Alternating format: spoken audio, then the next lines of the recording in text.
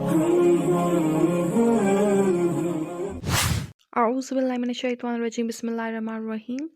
So in this video, I'm gonna tell you top 5 things that you must do this Ramadan. So number one thing is the Prophet peace be upon him has said that in this month, complete abstinence from the divine prohibitions is the best form of worship. So you must stay away from the things that are prohibited in the Quran, because the purpose of this Ramadan is to upgrade yourself, is to correct your defects, remove your defects, just work on your weaknesses. So this is the best form of worship. Just don't do the things that Allah has prohibited on you.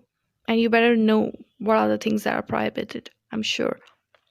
Number second thing to do in this Ramadan, Prophet has said that recite the Quran as much as possible.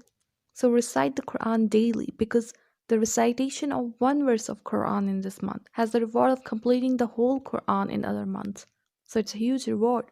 And because the importance of this month is due to this Quran, because Allah revealed Quran in this month. So it's our duty to read the Quran daily and understand it. That's very important, to know what Allah is saying in the Quran.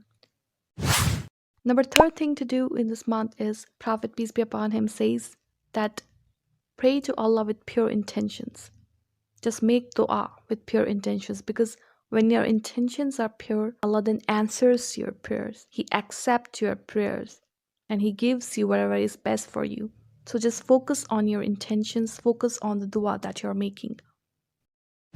Number fourth thing that you must do in this Ramadan, and it's very important, is the Prophet peace be upon him has said that do istighfar. Prophet peace be upon him says that your nafs and your deeds are related. So when your nafs is free, then you'll be able to do good deeds. So set your nafs free by asking forgiveness from Allah. And istighfar is not just asking for forgiveness, it's a commitment that you'll not do those sins anymore. So stay committed and Allah will forgive your sins, inshallah. Number fifth thing to do in this month is that, and I think it's the most easiest thing to do. It's very easy and it has a huge reward. The Prophet recommends to recite salawat on him and his progeny frequently in this month. Because when you do so, Allah gives more reward for the deeds you do in this month. Your deeds become more valuable.